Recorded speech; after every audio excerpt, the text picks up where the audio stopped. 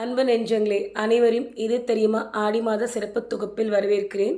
இன்னைக்கு நம்ம பார்க்க போகிறது ஆடி 11 கொடுங்கலூர் பகவதி அம்மன் காளியம்மன். இவங்க கேரளாவில் திருச்சூர் மாவட்டத்தில் குடிக்கொண்டு இருக்கிறாங்க.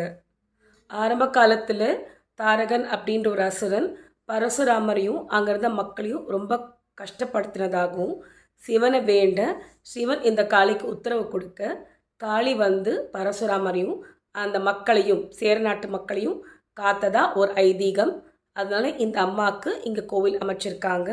இந்த கோவிலில் அம்மா வடக்கு நோக்கி 7 அடி உயரத்தில் 8 கரங்களோட பலாமரத்தில் அமர்ந்திருக்கிறதா ஒரு ஐதீகம். இன்றைக்கும் அருள் பாலிச்சுக்கிட்டு இருக்காங்க. இந்த தாய்க்கு கண்ணகி கோவச்சிக்கிட்ட மதுரையிலேருந்து இங்கே வந்து அமர்ந்ததாகவும் இன்னொரு வரலாறு சொல்கிறாங்க. மேலும் ஆதிசங்கரர் வந்து இங்கே 6 ஸ்ரீ சக்கர பிரதிஷ்டை பண்ணதுனால்தான் இந்த அம்மாவுக்கு அதிகமான சக்தி இருக்கிறதா சொல்கிறாங்க. கேட்ட வரங்களை நமக்கு கொடுக்குறாங்கன்னு.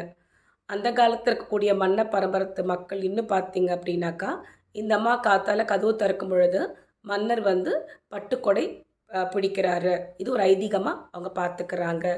மேலும் அதிகார் அப்படின்ற பிராமணர்கள் தான் இங்கே நம்பூதிரிகளாக இருக்கிறாங்க. இங்கே பரணி மாத திருவிழா பல திருவிழாக்கள் இங்கே ரொம்ப பிரசித்தியானது. ஆக மக்களே, ஆடி மாதத்தில் கொடுங்கலூர் காளியை தரிசிப்போம், ஆசிகளை பெறுவோம். நன்றி, வணக்கம்.